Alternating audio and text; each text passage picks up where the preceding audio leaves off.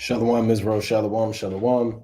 Brother Naquam, watchman for Israel, coming back at you with these precepts and another cold cut, giving, of course, our honor and our glory to Yahweh, Bahashima Mashiach, Wamalak Yabushai, double honors to the elect elders of the house of David that's been in this truth for decades and decades, patiently waiting for the second coming of Hamashiach, Wamalak Yabushai. A hearty, mighty Shalom to all of the mighty men of the Most High God who are out there in the highways and byways, pushing this truth, magnifying the ministry, presenting their bodies as a living sacrifice, and enduring all things for the elect's sake. Shalom, shalom. Shalom to all of the men that may not be out there in the highways and byways as of yet, but they're working on it. They're getting built up in the spirit. They're praying. They're fasting. They're studying. They're being diligent and abounding in the work of the Lord. Shalom, shalom.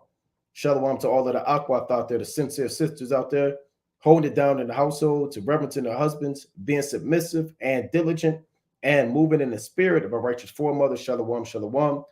Shalom to the ancient men, the children, the elect of Israel scattered abroad throughout the four corners of the earth. And shalom to everybody tuning in live. Yvette McKellar, K Paradise, Don Israel, HBK Int, Quadan, Shalom Williams, Kyoko Banyamya. We got Next Israel, Vernon Brody, Benjamin Youngwolf, and everybody else tuning in and that will tune in, Lord willing. Right, the topic of this cold cut is the four horns and the four carpenters. Right, the four horns and the four carpenters through the spirit and power of Yahweh Shemi Abishai. Now, this is something wanted to go into for the Sabbath, right? But the spirit suffered us not to go into it for the Sabbath, but the spirit is on us now, right? When I say us, the body, but right now we're going to go into this. The four horns and the four carpenters, right? For those who are in this word, right? You know that this prophecy is found in the book of Zechariah, the first chapter. Now, Zechariah saw many visions, right? He saw the flying roll, right? He saw the four horns and the four carpenters. He saw the horsemen who came by night amongst the myrtle trees earlier in the first chapter. He saw the vision of Joshua, the high priest, clothed with filthy garments. He also saw the vision of the two olive trees with the golden bowl and with the seven pipes going to the seven lamps, man, that you read about in Zechariah, the fourth chapter. In Zechariah, the sixth chapter, he saw the chariots and the angels coming between two mountains, and the mountains were of brass. So Revelation, the book of Daniel, the book of Ezekiel, Zechariah is among those as one of the more prophetic books that you read about in the scriptures. So we're going to dive into Zechariah, the first chapter. And I believe I covered this on the previous Cold Cuts channel that got, nixed. Nevertheless, we're going to resurrect it through the spirit and power of Yahweh Shemi Abishai. So let's start at Zechariah chapter 1 and verse, really to understand this vision of the four horns and the four carpenters. You want to understand the setting and what was going on during the time of Zechariah. Remember, Zechariah was a prophet during the time of the Persian captivity, right? When you look up a timeline of prophets, right, it's very important to understand a chronology of prophecy and also historical timelines, right? Because you understand that some of the prophets were contemporaries, meaning they lived and prophesied amongst each other, i.e., Jeremiah, Habakkuk, Ezekiel, Daniel, right? These were contemporaries. They lived roughly around the same time, right? And then you have other prophets that were contemporaries, Jonah, Amos, right? When you read Zechariah, and this is a beautiful one right here because you get four major captivities. You have the Egyptian captivity, right? Or really coming out of Egypt. And then you have, or this is really during the time of Solomon. Solomon took the throne around 970 BC. He ruled till around 930. So this is this time right here, where he made the affinity with Egypt and took the daughter of Pharaoh. Then you have the Assyrian Empire, right? And then you have the Babylonian captivity and exile. You have the Persian captivity and exile. So during the time of Zechariah and Haggai, this was a time of the Israelites returning to build what? The temple, right? There were main decrees sent out firstly around 539 BC by Cyrus the Great. You had other decrees sent out by Artaxerxes and Darius, 457, 444 BC, Nehemiah. But during the time of Haggai and Zechariah, you had a spirit of complacency and a spirit of slothfulness amongst the elders of the Jews and amongst the children of Israel. We were at a very low estate at this time. So a lot of the visions that Zechariah saw were paramount based off of the condition that the people were living in at that time. Right? Let's prove that. Let's go to Haggai real quick. Right? Because Haggai, again, and Zechariah were prophets that lived at the exact same time, and they were a tag team of prophets to exhort the elders and Zerubbabel and Joshua to keep building and to keep doing the work of the Lord. Right? This is Haggai chapter 1 and 1. And the second year of Darius the king, in the 6th month, in the first day of the month, came the word of Yahweh by Haggai the prophet unto Zerubbabel, the son of Shealtiel, governor of Judah, and to Joshua the son of Josedek, the high priest, saying, Thus speaketh the Lord of hosts, saying, This people say the time is not come, the time that the Lord's house should be built. So you had a spirit of complacency. It's not time, we shouldn't build. And why was this happening? Because you had constant pushback from the heathen, man. Right? I'm not going to go too deep into that history, but you had Tobias, Sanballat, you had these wicked heathen who would always hinder the building of doing the work of the Most High. So it got to the point where the spirit was like, man, maybe we shouldn't even be building. Maybe we shouldn't be doing the work of the Lord. Maybe it's not time. Maybe it's a sign that these heathen are keep telling us that we can't build, and they're writing these letters to the king. Maybe that's a sign that we should kind of just slow our road. Verse 3, Then came the word of the Lord by Haggai the prophet, saying, Is it time for you, O yea, to dwell in your sealed houses, and this house lie waste? Now therefore, thus saith the Lord of hosts, consider your ways. So Haggai, again, a brief book, there's only 2 chapters, but Haggai, he's one of the elect, and he was sent for exhortation. You can be one of the elect, and your gift is solely exhortation. Right? So Haggai was sent to exhort, encourage, to light a fire under the Jews to continue building, because at that time, it was a spirit of darkness, complacency, slothfulness, and oppression from the heathen. Now, when you go to Zechariah, there are a lot of visions that are in line with the condition of the Jews at that time.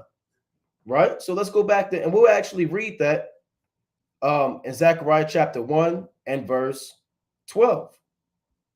Then the angel of the Lord answered and said, O Lord of hosts, how long wilt thou not have mercy on Jerusalem and on the cities of Judah, against which thou hast had indignation these 70 years? So you see the angel being a mediator, asking the Most High, how long are you going to keep the wrath on the people of the Lord, man? You know, Ezra asked similar questions. A lot of our forefathers, they asked about the oppression of our forefathers, man. So even the angels, which are our brethren, they're speaking up on our behalf. Remember, there was a decree that went out that we would be in captivity for 70 years, meaning what? 70 years. Let's go to Jeremiah 25, right? So you have certain prophecies that are in the distant future that don't relate at all to the time of that prophet, like certain things that Ezekiel saw, or certain things that John the Revelator saw. Then you have certain prophecies that are in alignment with the life of that prophet and what those people are dealing with at that time. Some prophecies in Isaiah are like that. Isaiah has dual prophecies. You know, Isaiah the 7th chapter, right, is a dual prophecy about the time of Isaiah, but also about Yahweh Shah. So you have certain prophecies that are about the time period of the people and what they're dealing with, and some that are completely in the distant future, right? So this is Jeremiah 25 and 11. And this whole land shall be a desolation and an astonishment, and these nations shall serve the king of Babylon 70 years, right? And it shall come to pass, when 70 years are accomplished, that I will punish the king of Babylon and that nation, saith Yahweh, for their iniquity, and the land of the Chaldeans, and will make it perpetual desolations. So it was a prophecy that we would be in a lower state in captivity for 70 years. Right? Let's go to the book of Daniel, the 9th chapter. Right? Let's go to Daniel 9:1. It's important to understand that when you dive into these visions. This is Daniel 9:1. And the first year of Darius, the son of Ahasuerus, of the seed of the Medes, which was made king over the realm of the Chaldeans. And the first year of his reign, I, Daniel, understood by books the number, make sure the screen is showing. Okay, the number of the years whereof the word of the Lord came to Jeremiah the prophet, that he would accomplish 70 years and the desolations of Jerusalem. So Daniel, he went into the records, man. He went into the books that Baruch had, Jeremiah had, and he said, I found this out. Here's the breakdown. We're going to be in captivity for 70 years. You see that? So that 70 years was up during the time of Zechariah, man. Right? Says, how long are we going to be in captivity? Right? Let's read on. How long are we going to be in a lower state? Verse 13. And the Lord answered the angel that talked with me with good words and comfortable words. So the angel that communed with me said unto me, cry thou, saying, thus saith the Lord of hosts, I am jealous for Jerusalem and for Zion with the great jealousy. So now the Most High is foreshadowing, and he's really setting the tone, right? He's setting the tone about what the rest of this chapter is about. This prophecy is about, and we'll read it, is about the Most High's jealousy that he has over Jerusalem, right? Let's read on. And I am very sore displeased with the heathen that are at ease, for I was but a little displeased, and they helped forward the affliction. So now we're going to find out that this prophecy is about Jerusalem, about the four horns and the four carpenters, and it's about the heathen. He's setting a tone. A lot of times things will happen even in Yahushua's ministry, and then he would give a parable, right, about what the people are talking about. So Yahushua, the Most High, he's breaking it down. Then he's going to give a prophecy about what he's speaking about right now, about how he's displeased at the heathen, what's going to happen to him. See, the Most High, he set the heathen up over us, but they went above and beyond the decree that the Lord gave them, for lack of better terms, on a carnal level. You know, when you go to, let's get a quick precept on that. Let's go to Isaiah, right? Let's go to Isaiah chapter 47. They helped forward the affliction, so they added more. Isaiah chapter 47 and verse 6. I was wroth with my people. I have polluted mine inheritance and given them into thine hand. Thou didst show them no mercy. Upon the ancient hast thou very heavily laid thy yoke. So they did more. They went above and beyond. Like when people go to prison, they're only there to serve their 15 years, man. Then you have the people that do above and beyond. They stop beating them. They beat them. Correctional officers choke them up, man. You know, they damn be popping them and, you know, damn locking them up in solitary confinement and beating them and jumping them. So they go above and beyond the sentence of judgment. That's what the Most High is saying the heathen have done. They have forwarded the affliction out of their own jealousy, man, and wrath that they had. Let's read this again, Zephaniah 1 and 15. And I am very sore displeased with the heathen that are at ease, for I was but a little displeased, and they helped forward the affliction. Therefore, thus said the Lord, I am returned to Jerusalem with mercies. My house shall be built in it, said the Lord of hosts, and the line shall be stretched forth upon Jerusalem. Cry yet, saying, thus said the Lord of hosts, my cities through prosperity shall yet be spread abroad, and the Lord shall yet comfort Zion, and shall yet choose Jerusalem. So he told you straight up, I love my people. I'm jealous over Jerusalem. You heathen, you have went above and beyond, and I'm still choose Jerusalem. So he already laid out what's going on. And now he's about to give a vision about what he just spoke of. So don't think this vision just came out of nowhere, right? You have to read things in its proper context and understand the condition of our people when you're dealing with particular prophecies, right? Zechariah 1 and 18. Then lifted I up mine eyes and saw, and behold, 4 horns. And I said unto the angel that talked with me, what be these? And he answered me, these are the horns which have scattered Judah, Israel, and Jerusalem. So the first thing we want to touch on, it says, and behold, 4 horns. Now, when you look this vision up, let's see if we can pull this vision up. Let's see, 4 horns, Zechariah, right? Let's pull this up, see if they have somewhat of a description of what Zechariah may have seen. See that? So here's a vision of what he may have seen. Now, did he actually see exactly this? Did it look like this? And we don't know, but a lot of these, the Most High put on people's spirit to kind of put this together so you can kind of see, what's going on, right? So we'll deal with that first one. The first one is more fitting. All right, he saw 4 horns.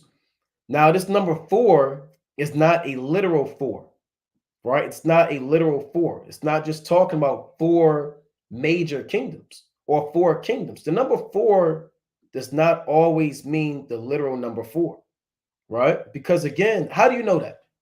It says, these are the horns which have scattered Judah, Israel, and Jerusalem. So who scattered Judah? The Babylonian Empire, they scattered Judah. The Persian Empire, they scattered Judah. You understand? The Greek Empire, they scattered Judah. The Roman Empire, they scattered Judah. You had some Israel around there, but predominantly Judah. Who scattered Israel?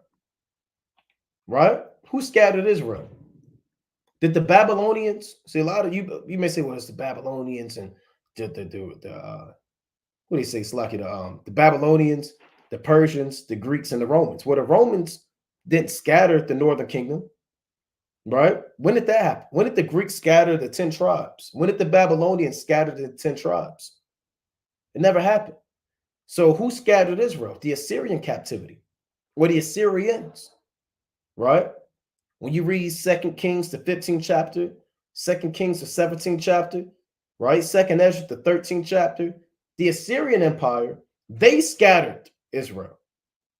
So these horns are all of the nations that have scattered us, not just 4 literal empires, because you had kingdoms that scattered Israel and Judah. Remember, Israel and Judah are 2 different kingdoms. Same people, same 12 tribes, 2 different kingdoms, right? When you look up Northern Kingdom, right, and Southern Kingdom, let's pull this up on the map, Salakia. Northern Kingdom, close this out, Salakia. And Southern Kingdom, right? You could clearly see on the map through the Spirit that these are your 12 tribes, your Northern Kingdom and Southern Kingdom. So these horns, they scattered Israel and they scattered Judah. So we have to go and see what empire scattered Israel and what empire scattered Judah. All right. And you'll be able to determine who these horns are. But again, this isn't 4, right? Let's prove that it's not actual 4, right? Let's go to Amos, the 1st chapter. See, numbers in the Bible, they mean things. 7 isn't always literally 7. Sometimes it is. Sometimes it's not. 7 means completion or perfection. 8 means infinity. And the Lord said, give a portion to 7 and also to 8. For thou knowest not what evil shall be upon the earth. And Ecclesiastes chapter 11, 1 on down. So we know 8 isn't literal. The Lord said in Micah, and I'm doing a lot of paraphrasing for sake of time. In Micah, the 5th chapter, the Lord said what? He will raise 7 shepherds and 8 principal men, meaning an innumerable army against the nations, right? That's what 8 means. 9 means incompletion. You read that in Sirach, the 25th chapter. 10, it means a whole amount or completion. 3 means emphasis. Numbers have a meaning. What does the number 4 mean? All right, let's deal with it. This is Amos chapter 1, and we'll start at 6. Thus said the Lord, for 3 transgressions of Gaza, and for 4, I will not turn away the punishment thereof, because they carried away the whole captivity to deliver them up to Edom. So it's a Hebraic Israelite custom to use this type of wording, 3 and for 4. 3 meaning certain amount, 4 meaning an indefinite amount, right? So 4 means many or an indefinite amount. That's what the number 4 means. That's why he said for 3 transgressions and for 4. You don't read this. You gotta take off your white man's cap, man, your Western mind. 3, 1, 2. What's his first transgression? Second, his third. What's his fourth? Okay, his first one was this, his second, his third, his fourth. It's not literal. Remember, we're a ancient Semitic people. This is ancient Semitic terminology, man, for lack of better terms. You have 3, then 4. The Most High does the same thing with 7 and 8, right? When you deal with, I kind of quoted it, but I just want to get it for sake of time. This Ecclesiastes chapter 11 and 2. Give a portion to 7 and also to 8. Same thing he said for 3 transgressions and for 4. Doesn't mean you give a portion to 7, then an 8th person come around, you give it to them, but when the 9th person come around, you withhold your bread. No, that's not what it's talking about. 7 is completion. 8 is even beyond that, right? And this same spirit of how numerology is used by the Most High and by the Hebrews in the ancient world is applied to the number 4 as well, right? So when you go back to Amos, the first chapter, right? Let's go back to Amos. We'll get another example on that. 3 transgressions and for 4. 4 means many or an indefinite amount. Okay, so let's go back to Amos. Amos chapter 1 and 9. For thus said the Lord, for 3 transgressions of Tyrus, and for 4, I will not turn away the punishment thereof, meaning for your many transgressions, because they delivered up the whole captivity to Edom and remembered not the brotherly covenant. Yeah, because Solomon made a covenant with the men of Tyre in 1 Kings, the 5th chapter, and they forsook that covenant. But here you see the same spirit for 3 and for 4. 4 means many. Let's go to Proverbs, the 30th chapter. Let's prove that some more, right? Let's go to Proverbs chapter 30 and verse 18. There be 3 things. Actually, let's start at 15. The horse leech hath 2 daughters, crying, give, give. There are 3 things that are never satisfied, yea, 4 things said not, it is enough. Right? Why does it say 4 things said not, it is enough? Because the 4th thing, or these things, they're never content. 4 means many. Right? 4 means many. Let's jump down. Proverbs 30 and 18. There be 3 things which are too wonderful for me, 4 which I know not. So you have 3, and then again, you have that number 4 being mentioned. All right. So it's wordplay by our forefathers. Proverbs 30 and 21. For 3 things the earth is disquieted, and for 4 which it cannot bear. Right. So that's plain. That's why you have this number 4 meaning many. In Revelation, the 7th chapter. Revelation chapter 7 and verse, verse 1. After these things, I saw 4 angels standing on the 4 corners of the earth, holding the 4 winds of the earth, that the wind should not blow on the earth, nor on the sea, nor on any tree. Are there actually 4 winds? Okay, I got the first wind, the second wind. Okay, here's the 4th one. No. 4 winds meaning the many destructions that come from the ICBM missiles and the chariots on high. It's not literally 4 angels, and they're literally tucked in the 4 corners, man. Literally holding 4 winds in some jar of Vaseline or something, man. So don't take that number 4 and make it a literal number, or you're not going to, you know, that's a American mentality, a Western mindset. That's how the so-called white man break the scriptures down. Every number is literal and everything is literal. You have to have a spiritual mind and go through the precepts. The Lord even said, put fringes on the 4 quarters of your vesture. Is that literally 4 quarters? No, it means all around. Right? Let me actually get that in Deuteronomy. Then we'll move on. We'll go back to Zechariah after this. Deuteronomy chapter 22 and 12. Thou shalt make thee fringes upon the 4 quarters of thy vesture, wherewith thou coverest thyself. 4 quarters meaning what? Is that literally, okay, 25% here, 25% here. No, that's all around.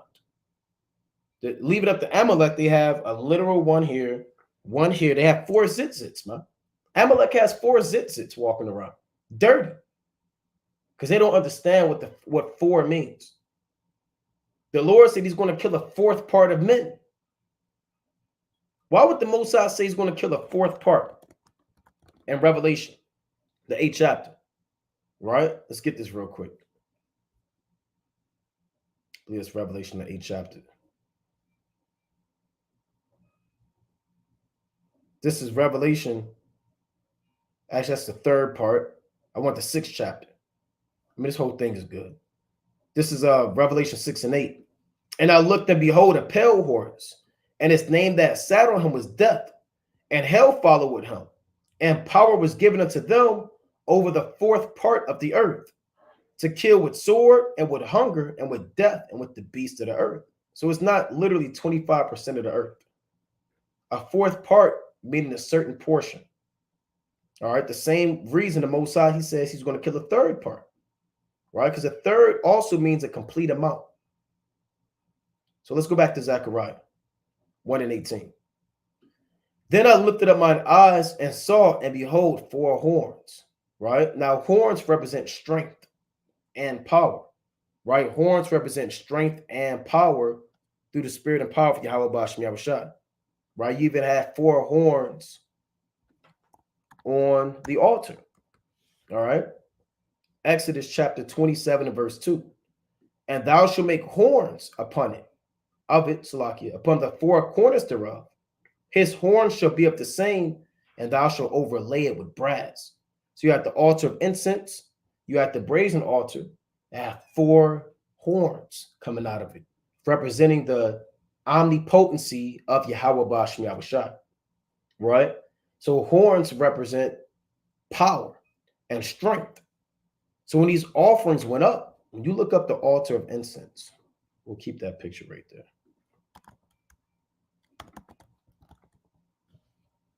Altar of incense. No, I spelled it wrong, Salakia. You see the 4 horns. Why is it on the 4 corners? Because this represents the omnipotency, the all-powerful Yahweh Bashem Yahushua.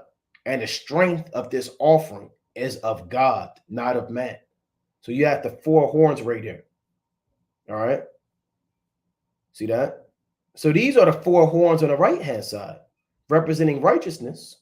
And Zechariah, you have 4 horns on the left-hand side, representing the many evils and the power of the nations. This is the power of the Most High, the 4 horns on the altar. The 4 horns in Zechariah are the power of the nations. Good is set against evil, right? Life against death. Let's go to Psalms chapter 118 and verse 27, right? So again, the 4 horns on the altar represent the power of Yahweh Yahushua. The 4 horns in Zechariah represent the power of the nations. Psalms chapter 118 and verse 27. God is Yahweh, which hath showed us light. Bind the sacrifice with cords, even unto the horns of the altar, right? Even unto the horns of the altar. So again, that horns represent power and strength. Let's go to Psalms 75. Let's get 2 more dealing with the horn. Psalms chapter 75 and verse 4, right? Psalm 75 and 4. I said unto the fools, deal not foolishly, and to the wicked, lift not up the horn. So the wicked have a horn, man. Their horn is their power, their might, rooted within their economy, their military. Hey, animals have horns, man. Rhinoceros, you understand? Damn, deer, reindeers, elks, they have antlers or horns. Goats, man. Rams, they fight with horns and things of that nature, man. And that's their power. The power of a ram is in his horn. The power of a rhino is not in his damn tail, man. He doesn't bite you to death. I've never seen a rhino bite a man to death. Their power is in their horn, right? So the wicked, they have a horn. Lift not your horn, lift not up your horn on high, neither speak with a stiff neck. So the horn of man represents their power. Let's get one more dealing with the horn. Let's go to Jeremiah, the 48th chapter, right? This is Jeremiah chapter 48 and verse 25. The horn of Moab is cut off, and his arm is broken, saith Yahweh. His arm is his military might, right? His emulation of America, that's his arm, to be honest, and his economy, man. But the horn of Moab is being cut off. Who's going to do that? The Most High, right? So these nations, they have their own might and their own horn. I want Revelation chapter 17 and verse 3.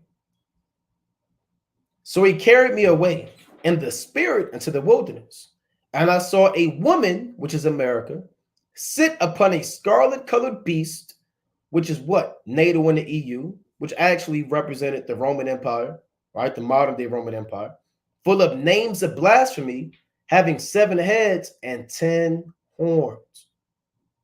So again, this beast power comes from, it's what?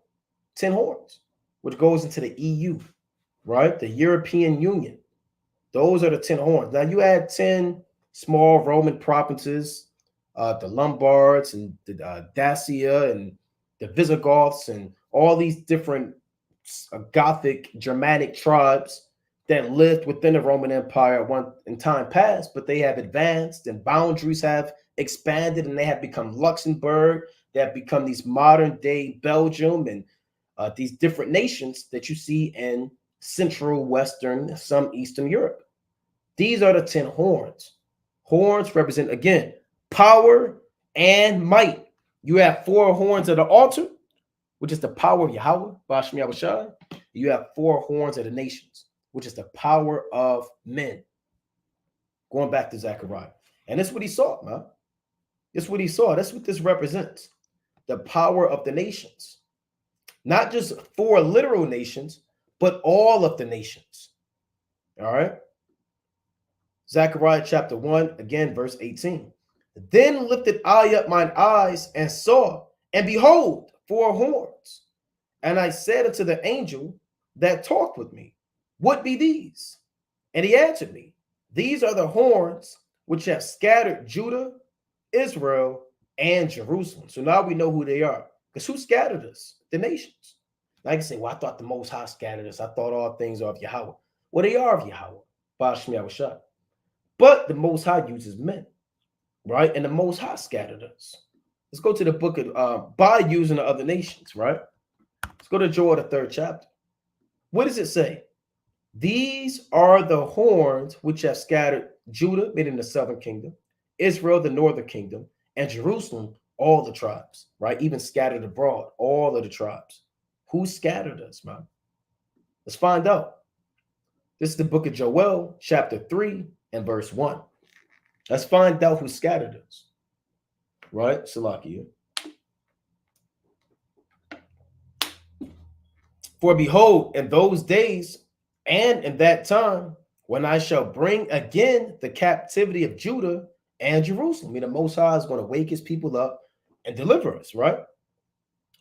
I will also gather all nations and bring them down into the valley of Jehoshaphat, and will plead with them there for my people and for my heritage Israel, whom they have scattered among the nations and parted my land.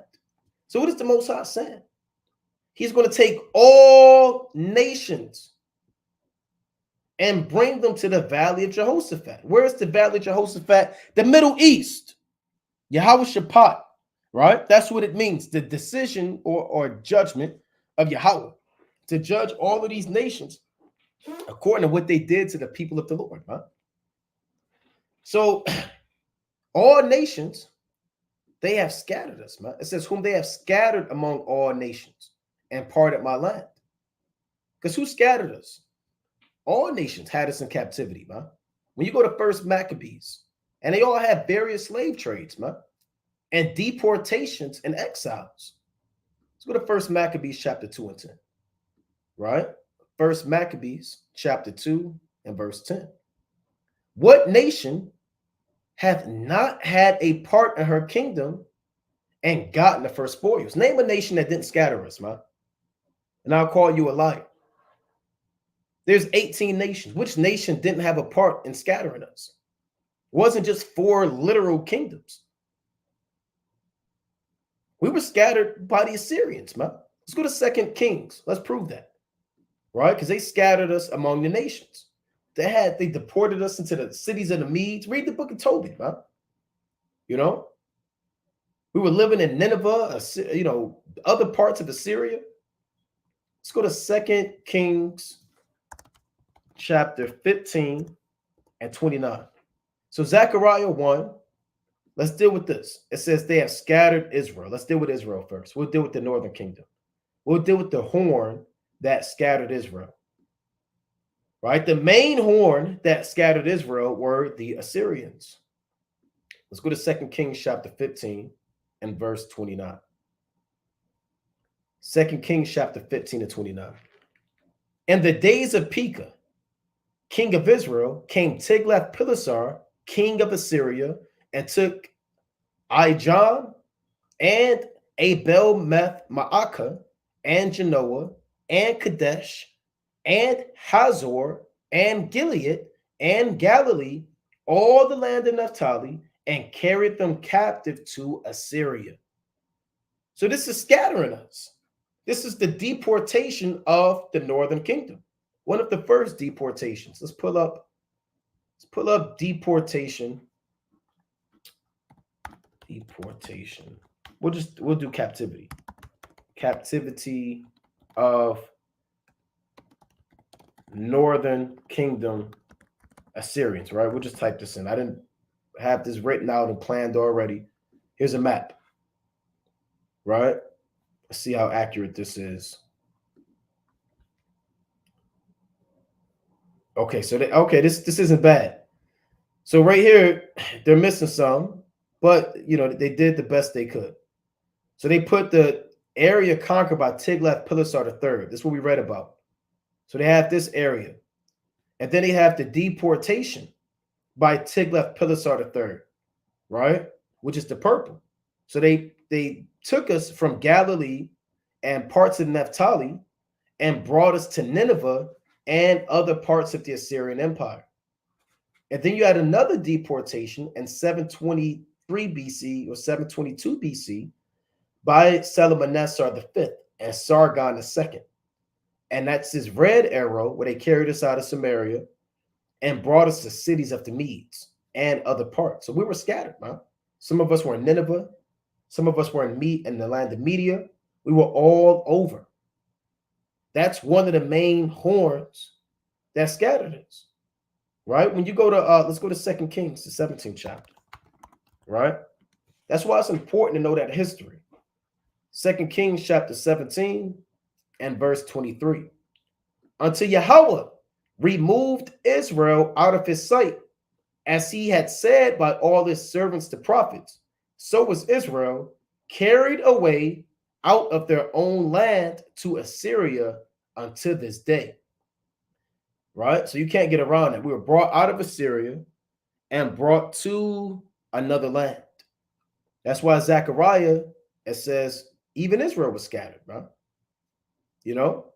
Then you have a remnant that kind of stayed amongst the Jews. That's why in the time of the New Testament, you read about Anna the prophetess of the tribe of Asher, because you still had a remnant of the northern kingdom that remained. There's always a remnant with Yahweh Bashem Yahushua, right? And then you have Judah that were scattered. Who scattered Judah? Right? Predominantly the Babylonians, but you also had the Greeks that played a part in that, right? The Romans played a part in that. The Arabs scattered Judah and the sub-Saharan slave trade. The so-called white man scattered Judah and the transatlantic slave trade. The Hamites and the Moabites and the Ammonites scattered Judah and the Silk Road slave trade. Right? So we were scattered through various slaveries. Right? So let's go to 2 Kings, right? The 24th chapter. Right? So this is that history that we have to go into. These deportations that prove that these horns scattered us. 2 Kings, see that? There you have it right here. Deportation to Babylon. 2 Kings chapter 24. I want to actually get straight to the point, right? And verse 14. And he carried away all Jerusalem. Here's what the king of Babylon did. And all the princes and all the mighty men of valor, even 10,000 captives, and all the craftsmen and smiths, none remained save the poorest sort of the people of the land. And he carried away Jehoiakim to Babylon, and the king's mother, and the king's wives, and his officers, and the mighty of the land. Those carried he into captivity from Jerusalem to Babylon. And all the men of might, even 7,000, and craftsmen, and smiths 1,000, all that was strong and apt for war, even them the king of Babylon brought captive to Babylon. So this was one of the first sieges around 605 BC. Huh? You had another siege in 597 BC, and you had a final siege in 586 BC. Right, the early fall, late summer of 586 BC. But you can clearly see one of the first deportations was done by the king of Babylon, Nebuchadnezzar. Then you had another major deportation, right? And 2 Kings, let's go to 2 Kings, the 25th chapter, right? I want 2 Kings 25, and I want to get straight to the point. I wanted to start at 8. But let's read verse 11.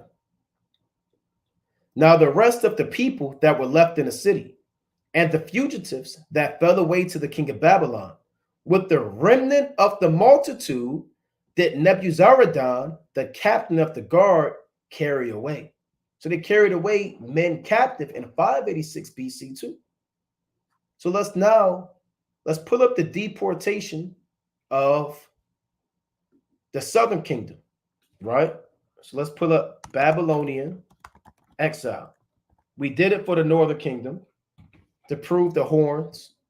Now we're dealing with the southern kingdom. See, I want a map. Right? Let's see if we get a good map.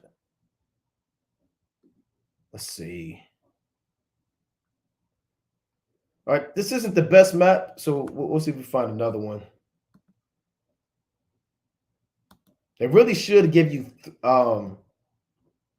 3 different. See, this isn't bad. See, they give you 2 King. See that? That's a precept we went into.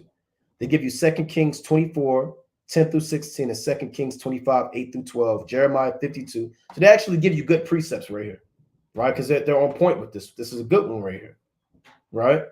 And they're actually showing you from Jerusalem being carried away captive to Babylon, being scattered by one of the horns, right? And again, we had other major captivities.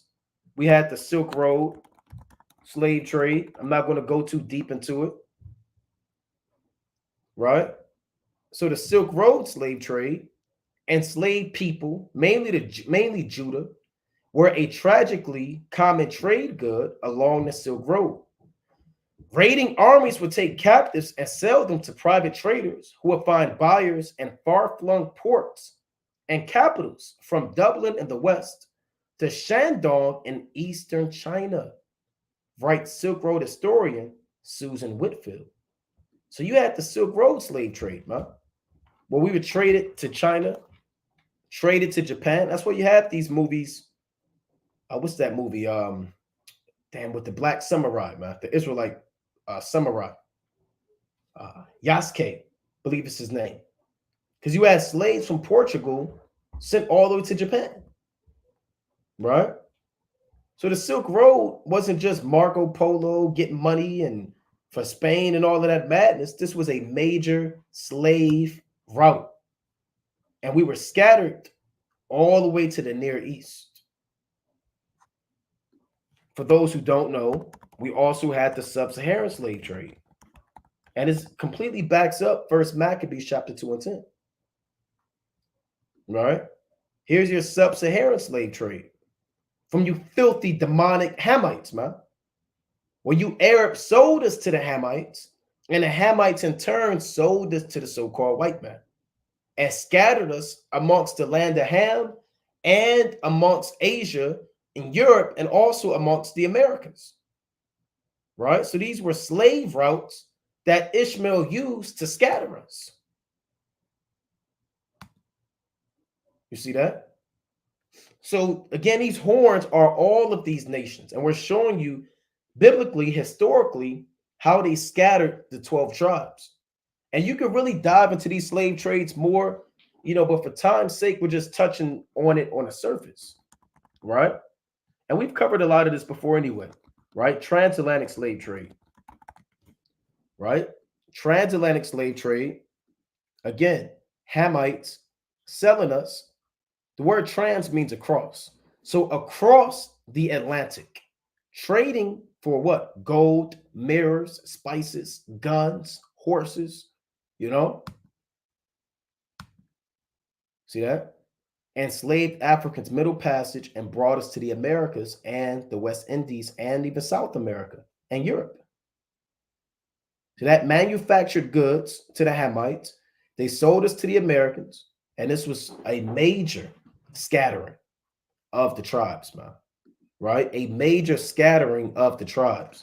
Let's go to Joel, the 3rd chapter. Joel chapter 3 and verse 3. And they have cast lots for my people and have given a boy for an harlot and sold a girl for wine that they might drink. You see that? See, this was you Hamites, man. You sold us for wine, mirrors, spices, gold. Yea, and what have ye to do with me, O Tyre and Zidon, and all the coast of Palestine? Will ye render me a recompense? And if ye recompense me, swiftly and speedily will I return your recompense upon your own head. So the Lord is getting at you Africans, man. You're the men of Tyre and Zidon. You're the ones that come out of the Hamites, the sons of Ham.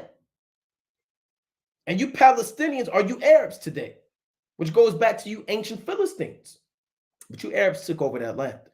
So you Hamites, you Arabs, you Edomites, y'all have all played a part in our captivity. And when you go to 1 Maccabees, let's kind of get one more on that. I mean, time would fail us to go into read the book of Judges, man. All the captivities we served.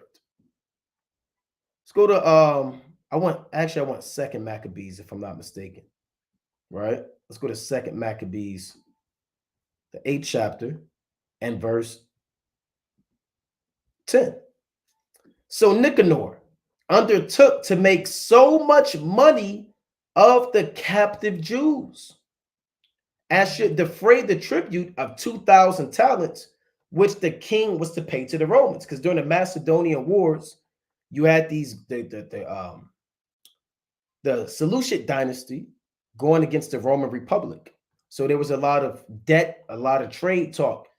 He owed the Roman Republic money. So he was going to sell the Jews into slavery to get the lump sum and pay back the Romans because they had them in tribute, for lack of better terms.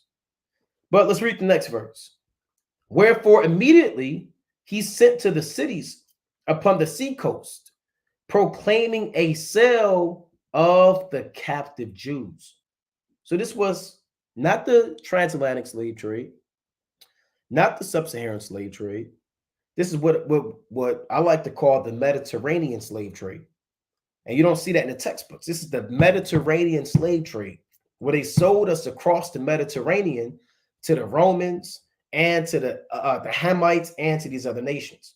he proclaimed a sale of the captive Jews and promising that they should have 80 bodies for 1 talent. He was selling 90 bodies for 1 talent, not expecting the vengeance that was to follow upon him from the Almighty God.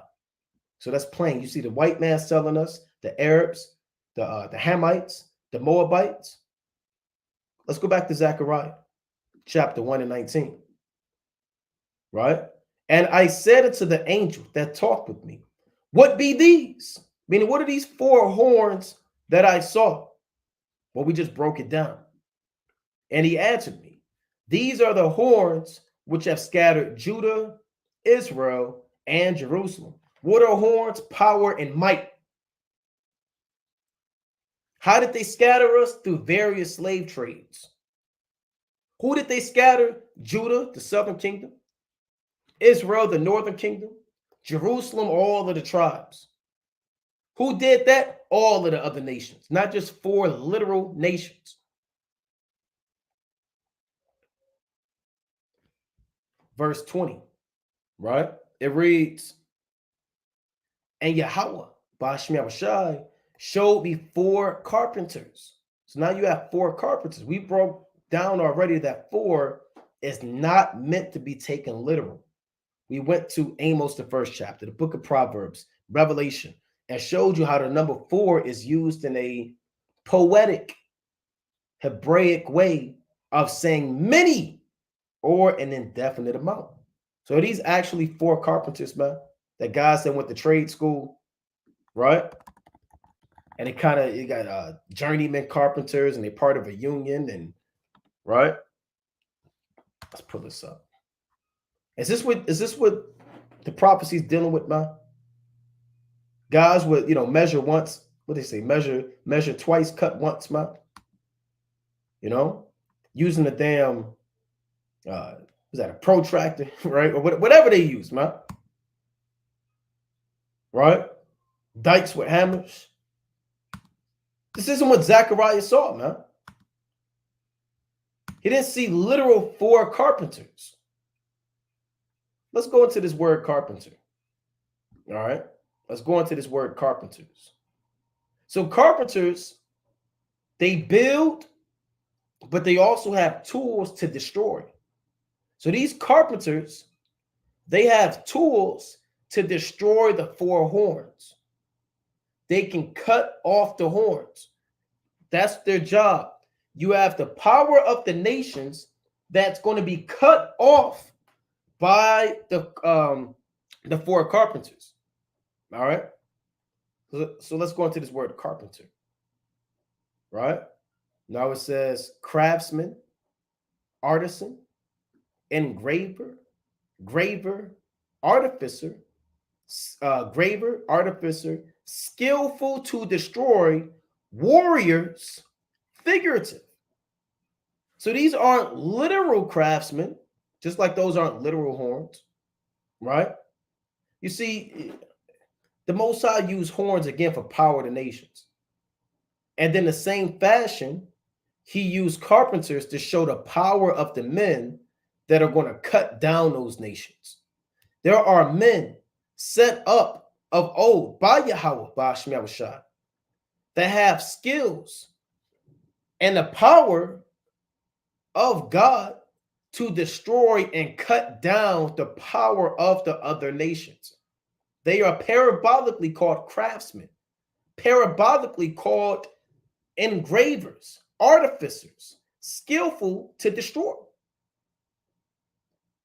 Right? Because that's what guys do, man. When I had this job, man, back in the day, we had to build stuff, man. I'll just put it like that. We had to build this thing, man. Am I going to tell you what we had to build? No, right? But we had to build this thing, man. But, it had to be perfect. If you know, right? But we had to build this thing. But we also, if it wasn't right, we had to demolish it. We had to break it down. It was refractory work. It was electrician work, right? It was all types of work we had to do, man. Right? Free. We had to deal with masonry, right? With the stones and, the bricks and putting stuff in alignment, man. Brick saws and stuff like that. Now, if stuff was out of order, man. And you got to the very end of it, you had to demolish it. So we have to go up top. You had this small crawl space with a jackhammer, and you have to break down that concrete, and you have to start all the way over again. Why am I saying that? Because again, craftsmen, construction workers, these guys, not only do they build, but when there's something that they don't like, they have to break it down, right? And cut it off and break the pot and, break the sword and start all over again. So these guys aren't builder craftsmen. They are craftsmen set up to cut off and destroy. This is demolition work, right? For lack of better terms, right? They're going to demolish the four horns. Let's pull up demolition work. Demolition, spelling it wrong, right? Right. What is? Let's go to definition. Right. These devils always want to know your location, man. Right. Demolition is the science and engineering. Now put on your parabolic mind as we read this definition. Demolition is the science and engineering and safely and efficiently tearing down buildings and other artificial structures. So what are the four carpenters' job? They're demolition men. Their job is to tear down the four horns, break that structure down. Demolition contrasts with deconstruction, which involves taking a building apart while carefully preserving valuable elements for reuse purposes. And this isn't going to be deconstruction. You got to save the nation. It's a complete demolition job. Let's see if we get another definition. Right? A demolition worker is a type of construction worker that tears down old structures and buildings, cleans away the old materials, and prepares the area for new construction. That's what the elect are going to do, man. They're going to break down these nations and prepare the way for new construction, which is the kingdom of heaven. And they're going to set up the horn of Yahweh Bashmi Yahushua. Let's actually pull up the horn of the Most High that's going to be exalted, man. Right? This is the book of Luke, chapter 1 and verse 68. Right? We'll get straight to the point. Luke, we'll read 68 to get the context. Luke 1 and 68. Here's the father of John the Baptist speaking. Right? Blessed be the Lord God of Israel, for he hath visited and redeemed his people, and hath raised up an horn of salvation for us in the house of his servant David. Right? So the Lord is going to be raised up as a true righteous horn. But the elect, right, which are the four carpenters, the 144,000, the men of the Lord, right, the prophets, the apostles, those are the four carpenters. They're going to break down the strength of the nations. And that starts first and foremost with doing this work. Because right now, let's go to 2 Corinthians chapter 10. See, breaking down the horn of the nations starts spiritually before it becomes physical. And the carpenters are going to have that knowledge of craftsmanship and wise master builders and demolition workers. A demolition man, when we was doing that work, if you didn't do the right thing, and that thing could collapse on you. So you can't just go in there and just act a fool in demolition work, man. Because the floor collapse on you. If you knock down the support beam and the building will fall, you'll die. So you have to have skill for demolition work. That's hard work. You have to have knowledge on where the support beams are, the foundation is, and stuff like that. Right? So the elect, they're going to have that same spirit on the right-hand side, right? When it comes to breaking down the strongholds of these other nations.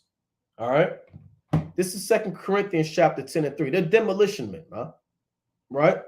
And it reads, for though we walk in the flesh, we do not war after the flesh.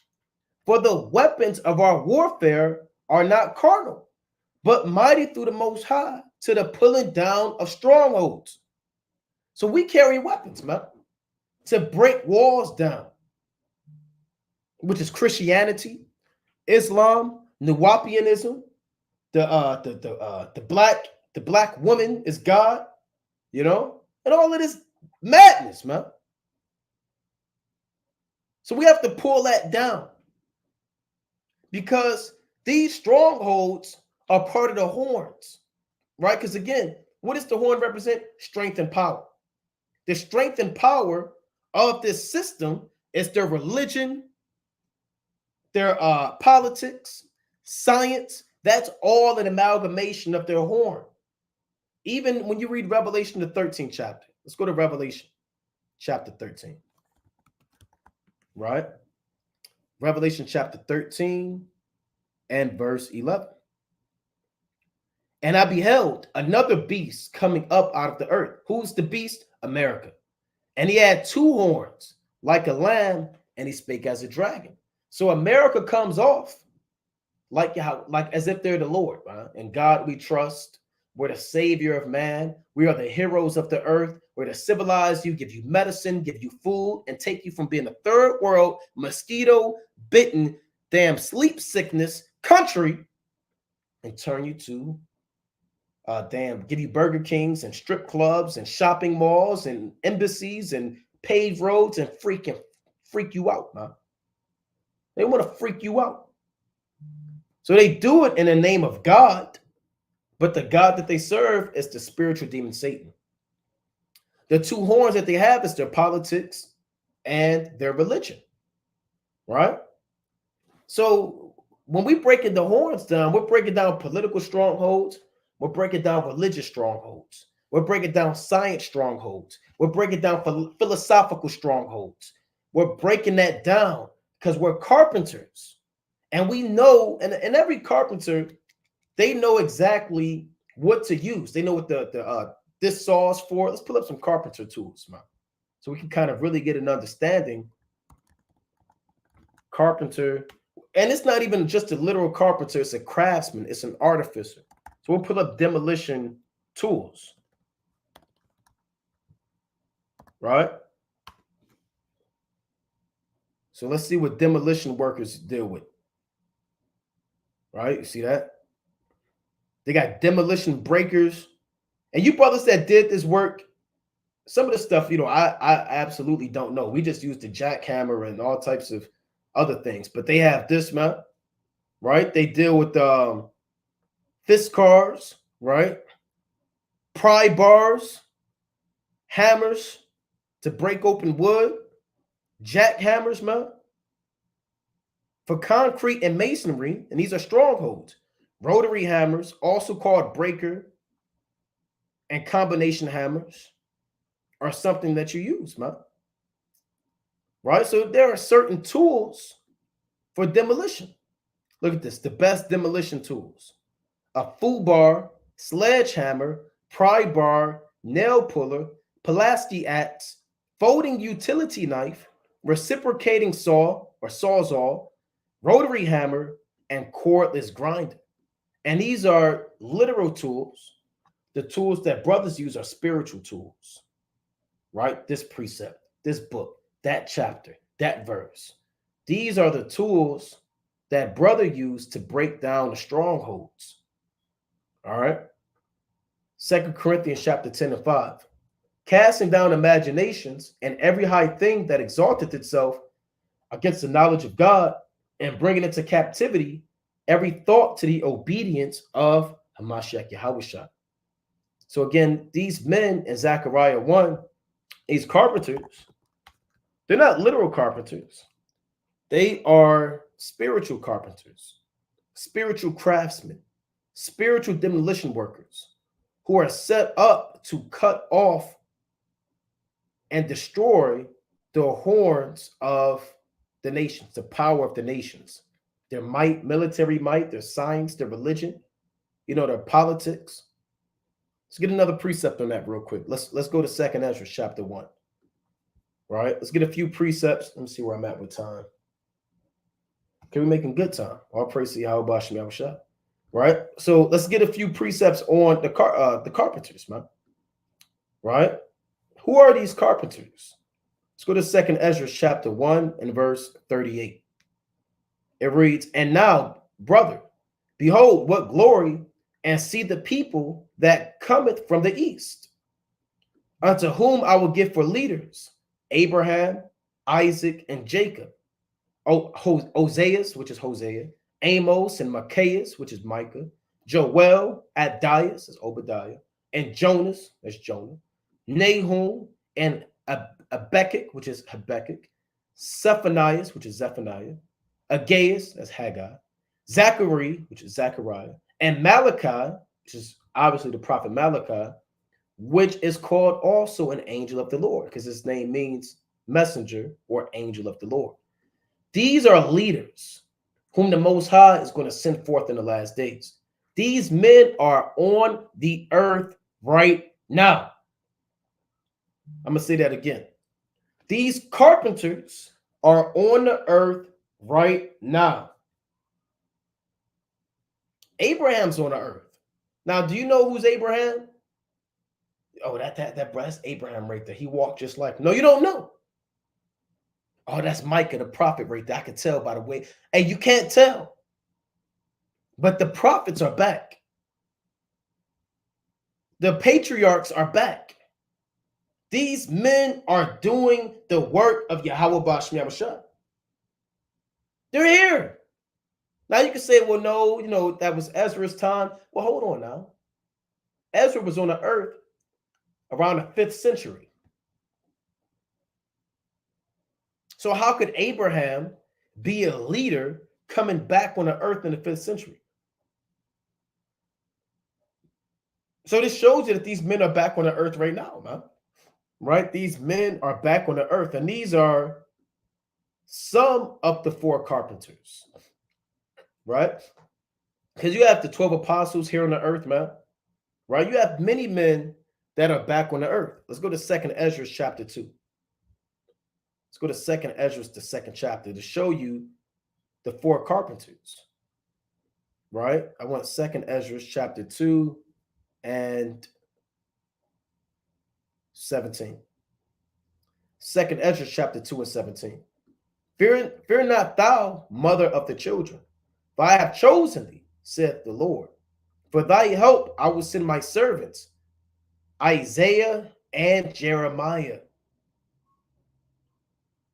after whose counsel I have sanctified and prepared for thee 12 trees laden with diverse fruits.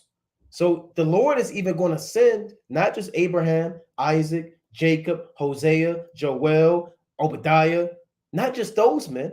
He's even going to send us Isaiah. So Isaiah is somewhere around, man. You think Isaiah's sitting around somewhere being slothful, waiting for something to happen? No, Isaiah, he's on the earth, man. He's prophesying. What do you think Jeremiah is doing, man? They even thought Yahweh, they said in Matthew the 16th chapter, Yahweh said, whom do men say that I, the Son of Man, am? You say some say you're Elias, some say you're John the Baptist, some say you're Jeremiah, or some of the prophets. Because Yahweh was moving in a bold spirit. Such a bold spirit that even Jeremiah's name came up. So Jeremiah's back on the earth, man. Let's read that again. For thy help, and we need the help, I will send my servants. It says Esau, we know that's Isaiah and Jeremiah, after whose counsel I have sanctified and prepared for thee 12 trees laden with diverse fruits, which is just another way of saying the tree of life that bear 12 manner of fruits and yielded her fruit every month, which is in Revelation, the 22nd chapter, which is simply saying these men are going to have the spirit of Yahweh Shah, right? Because really, when you go into the tree of life, it goes into Yahweh Shah, right? So the 12 trees is really dealing with the tree of life on a deeper level that yields her fruit every month. So they're going to give you the spirit of Yahweh Shah through the counsel, through the prophecy, and bring you about to the kingdom, right? That's what it's talking about. But you have Isaiah and Jeremiah who's going to be sent out there, right? Let's go to the book of Obadiah, 1 and 21. So we're going over these precepts because, again, these are the four carpenters, right? Let's go to Obadiah, verse 21. And saviors, not savior. We know that there's one savior, one chief savior, Yahweh Shai, right? And saviors shall come up on Mount Zion to judge the mount of Esau, and the kingdom shall be Yahweh's. So the Lord is going to send saviors, like he's always had saviors. He's always had carpenters. He's always had men that oppose kingdoms, man, that stood against kingdoms face to face, man. The Maccabees, man, stood against the Greeks, man. Right? Daniel and holy prophets and Nehemiah, Ezra, Zerubbabel, Mordecai. You've always had these men that withstood kingdoms, man, face to face. Right? So let's pull up this word saviors. Right?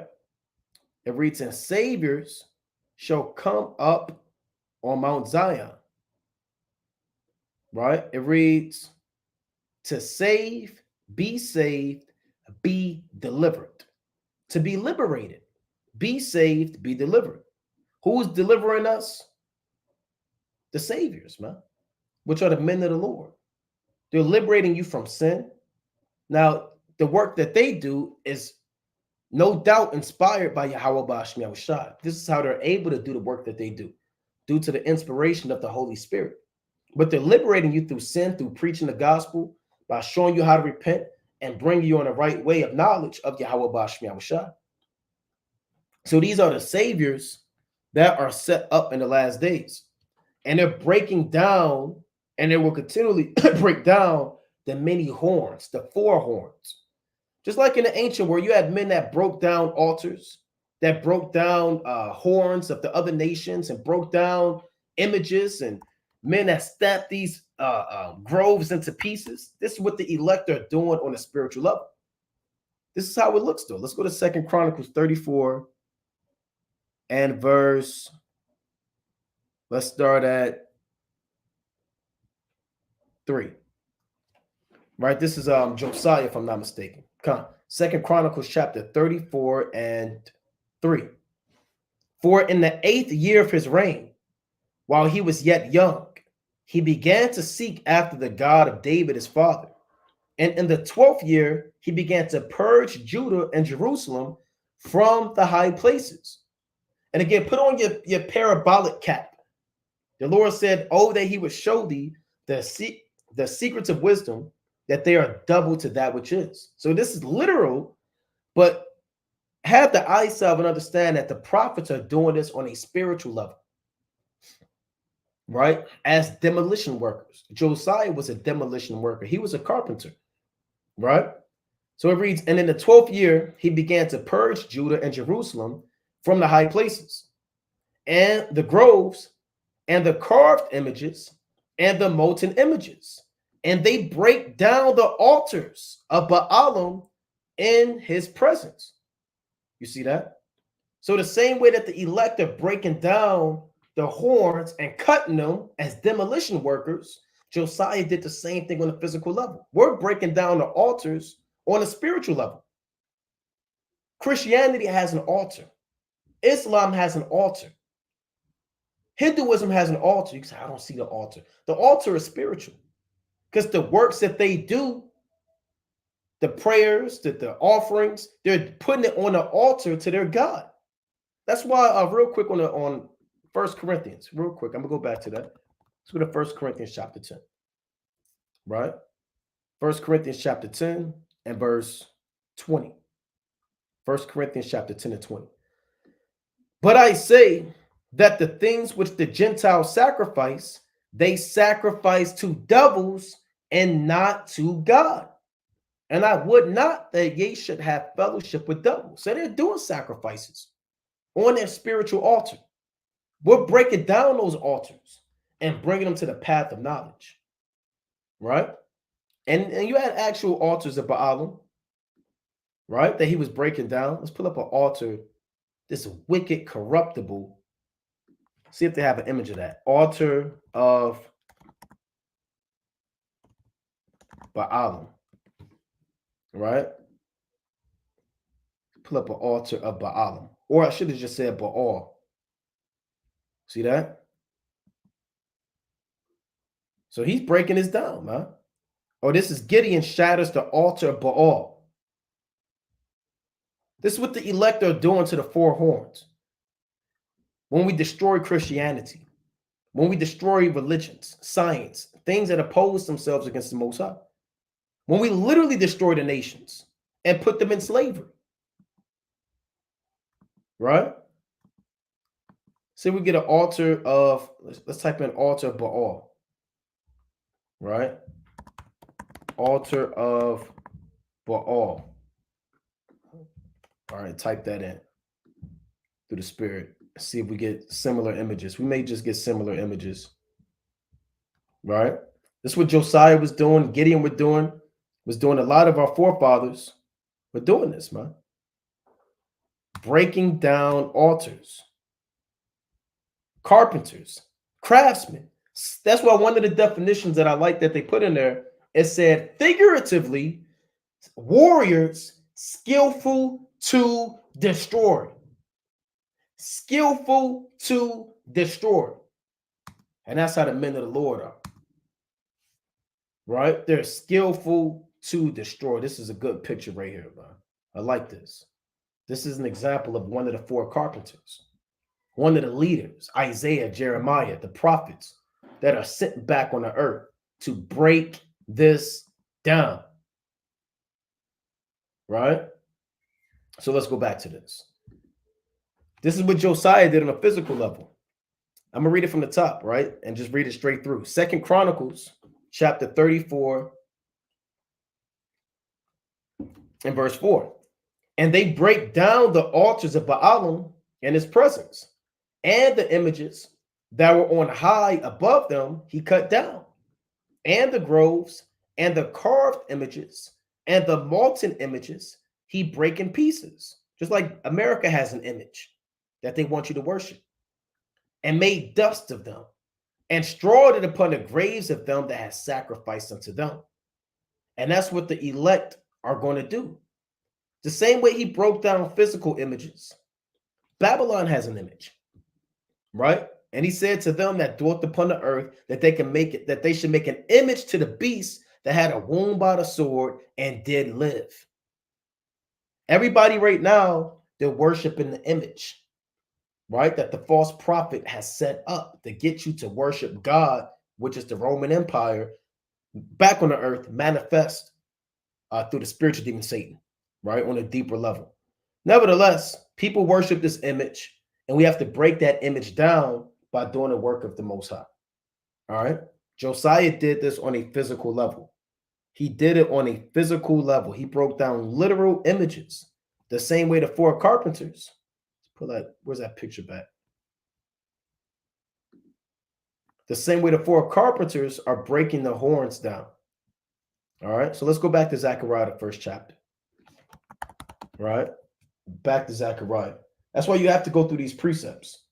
Right? Well, you'll think it's okay, it's literal four horns, literal four carpenters, and they're going to have a saw because that's what carpenters use. And no, man. Right? You have to put on your Hebraic mentality and mindset when you're dealing with this word. Zechariah chapter 1 and verse 20. And Yahweh, Ba'ashmi Abishai, showed me four carpenters. Then said I, what come these to do? I mean, what are these four carpenters coming to do? And he spake, saying, these are the horns which have scattered Judah, so that no man did lift up his head. But these are come to fray them, to cast out the horns of the Gentiles, which lifted up their horn over the land of Judah to scatter it. So again, who lifted up their horn over us? All the other nations. The Lord said the four carpenters are coming to fray them. What does it mean to fray somebody? Or make someone fray, right? Or fray them. Let's pull this up. It means to put fear in them. All right? Let's put this word fray. All right, the word fray, it means To trouble, it's like it to tremble, quake, move about, be afraid, be startled, be terrified. To cause to tremble, to drive in terror, to rout, as in an army, right? That's what it means to fray. Let's pull up fray definition. To instill fear in someone, man. See that? Of a person's nerves or temper, show the effects of strain, to irritate, put on edge, make edgy, right? To strain somebody, right? That's what it means, man. To make someone tremble. The four carpenters are going to make the nations tremble, right? How do you know that? Let's go to the book of Job, chapter 15, right? Let's go to Job chapter 15 and verse 20. Job chapter 15 and 20. The wicked man travaileth with pain all his days, and the number of years is hidden to the oppressor. So this is speaking about the so-called white man. He doesn't know when he's going to go. He knows, whether people believe it or not, he knows that the Most High gave him the earth. That's why he put all his sin on the table, because he's trying to prolong it, but he knows that time is running out. At any time, his kingdom could be over. So he lives a life of constantly looking over his back, for lack of better terms, waiting for the Most High to kill him. He may seem like he's enjoying, but these elites, man, I mean, they're stressed the hell out, man. When they see the Israelites wake up, man, when they see us doing this work, I mean, they're on the edge of their seat. Because they don't, any given time, it's their last time. Verse 21, a dreadful sound is in his ears, and prosperity, the destroyer shall come upon him. So what is this dreadful sound? These prophecies. The word of the Most High being put out, man. It's making the horns fray. What does the word fray mean? To cause to tremble, to shake, to drive in terror, to be afraid. What is Job 15 saying? A dreadful sound is in his ears, and prosperity, the destroyer shall come upon him. He believeth not that he shall return out of darkness, and he is waited for of the sword. So it's like somebody on death row. You never know when they call your number. Prisoner, 257573. That's your last time, man. Esau's on death row. He wandereth abroad for bread, saying, where is it? He knoweth that the day of darkness is ready at his hand. Trouble and anguish shall make him afraid. They shall prevail against him as a king ready to the battle. So the prophecies are instilling fear in the so-called white man. They hate these lives, man. If it was up to them, they'll shut all the lives down. They'll shut down all of the camps. They'll shut down the entire YouTube, Instagram, Facebook, ministry. But they can't, because this is not of man. Why do you think Gamaliel said that, man? Let those men alone. For if this counsel or this work be of men, it will come to naught. But if it be of the Most High, you cannot overthrow it, lest happily ye be found even to fight against the Most High. So the work that we're doing is not the work of man that just comes to naught, man. Like the Black Panthers Party or the Civil Rights Movement or the Nuwapians, man. This is of Yahweh Bashmi Yahushua. And they are afraid to death. The four carpenters are here to fray them, huh? Right? And it's starting right now. Isaiah chapter 19 and verse 16. And that day shall Egypt be like unto woman, and it shall be afraid and fear. That's that fray. Because of the shaking of the hand of the Lord of hosts, which he shaketh over. So we're shaking the hand by the Spirit of the Most High. And it's putting fear in modern day Egypt. Huh? And the land of Judah shall be a terror unto Egypt. Everyone that maketh mention thereof shall be afraid in himself, because of the counsel of the Lord of hosts, which he hath determined against it. So They're scared to death of you, man. When you brothers are out there teaching, you're in order, you're pushing the word of the Most High. You're not even getting physical. They try to provoke you, try to make you fight them and get all out the spirit. And when you stay poised, collected, patient, and you just slow roast, slice and dice, guillotine, stab, pull a damn sword out, chop the arm off, and you're methodical with it, and you're in order, and you're not shaking, and they can't provoke you, and you hold your ground. They've never seen nothing like it, right? I mean, that's more fearful than you rolling up with a gun and robbing them, man, in the middle of the night. You know, they can call the police and fight back, but you can't fight back against the men of the Lord, man. So these Edomites are scared to death because the four carpenters are freeing them, putting a spirit of fear and terror in them. They've never seen nothing like this, man. Let's go to Revelation chapter 11. Right? Let's go to Revelation chapter 11 and verse 11. Right? And after 3 days and a half, the spirit of life from the Most High entered into them, and they stood upon their feet, and great fear fell upon them which saw them. So again, after a certain dispensation of time, the Most High has woken us up. The spirit of life is the wisdom and knowledge of the Most High. The Lord breathed the breath of life into us. When you read Wisdom of Solomon, chapter 7, 24 and down, the Lord says, wisdom is more moving than an emotion, right? She goeth about and passeth all things by reason of her pureness, for she is the breath and the power of God, and therefore no undefiled thing can fall into her, greatly paraphrasing. So wisdom is the breath of the power of the Most High that we have been given. Once we're given that, we stand upon our feet, we come out of the grave. And great fear fell upon them which saw them. The four carpenters are making them afraid. They're startled. They're terrified, man. They don't know what to do. They're sending the vocab Malones. He's not stopping the damn thing, man. What's these guys? The apologists. They're easy. They're a joke, man. They're a joke.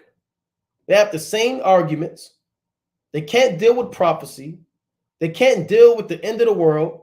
They have no idea about the Most High. I mean, they still believe that the Most High, his son, are the same people. Virgin births and all types of garbage, man.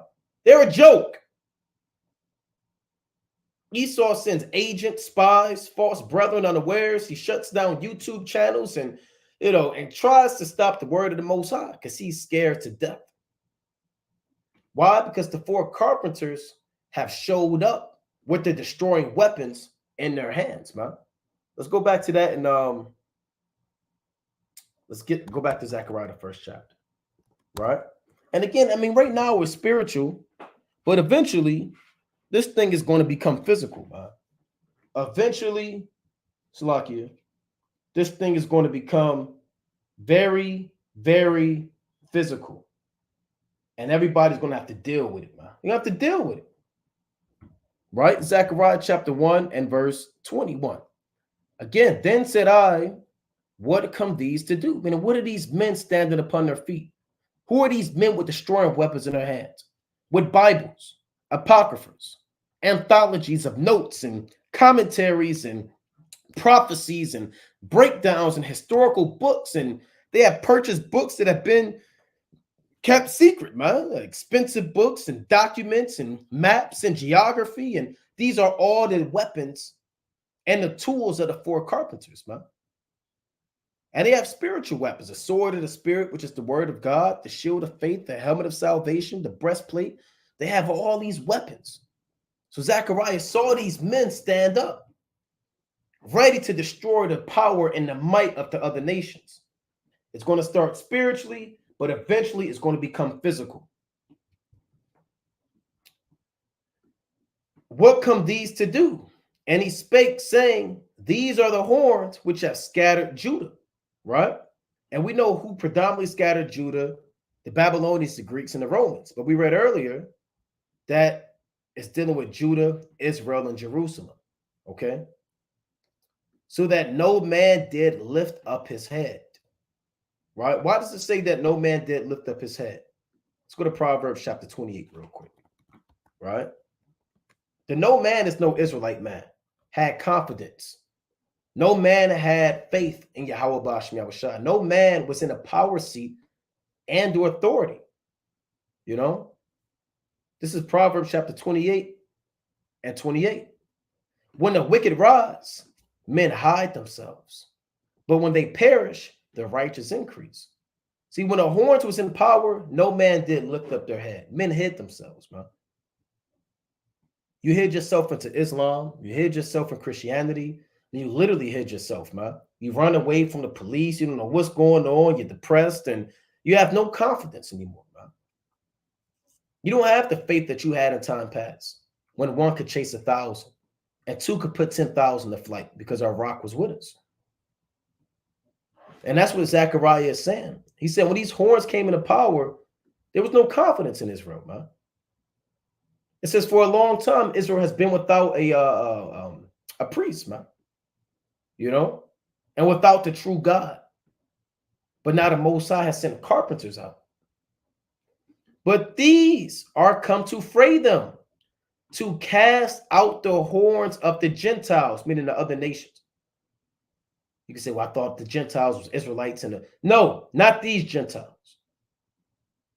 And if all Gentiles could be saved, why are they being cast out? Why is their power being cast out?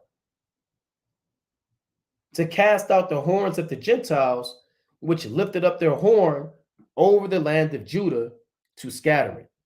So how are these horns going to be eventually cast out? Let's go to Jeremiah chapter 51. All right. Let's go to Jeremiah chapter 51 and verse 20. It reads, "Thou art my battle axe and weapons of war. For with thee will I break in pieces the nations, and with thee will I destroy kingdoms." This is what the four carpenters are going to do, man.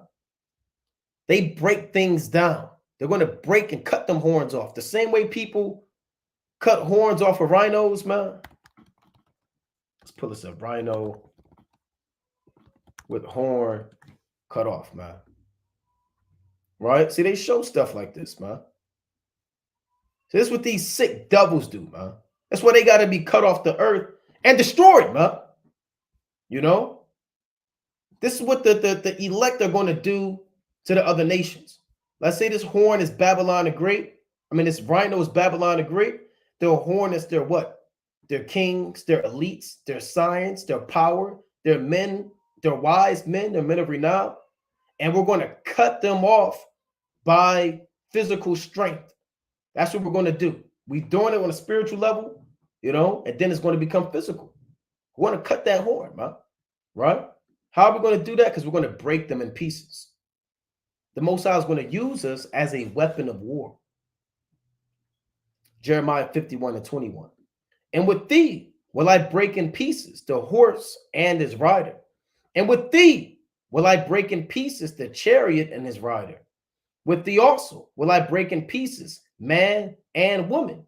And with thee will I break in pieces old and young. And with thee will I break in pieces the young man and the maid. I will also break in pieces with thee the shepherd and his flock. And with thee will I break in pieces the husbandman and his yoke of oxen. And with thee will I break in pieces captains and rulers. And I will render unto Babylon and to all the inhabitants of Chaldea all their evil that they have done, and Zion in your sight, saith Yahweh." See that? So Babylon and all you allies of Babylon who have played a part pursuant to Psalms 83 to destroy the children of Israel, you will be completely broken in pieces, man. Because when we come down at those chariots, right, and the Most High destroy these nations and put us in order, and we start enslaving you and killing you, your horn is completely cast out. Right now, you're being frayed, right? Right now, you're being frayed. Like a rhino, he might kind of be scared. A hunter's coming up. He's kind of nervous, trying to figure out. And then eventually, these guys capture him, and they cut his horn off, right? And that's what the men of the Lord are going to do, man. Let's go to Micah, right? Let's get a few more. We're going to wind down. right? So we're touching on the prophecies of the four horns and the four carpenters, right? And it's fitting that this prophecy was given to Zechariah at this time because this was something that the people needed to hear. This was something that if you had ears to hear, this was something that exhorted you and encouraged you, knowing that your people at a lower state. They wasn't building a temple. They just came out of captivity. That they was being discouraged by the heathen. Hearing that prophecy in the time of Zechariah would have been extremely exhorting, for lack of better terms.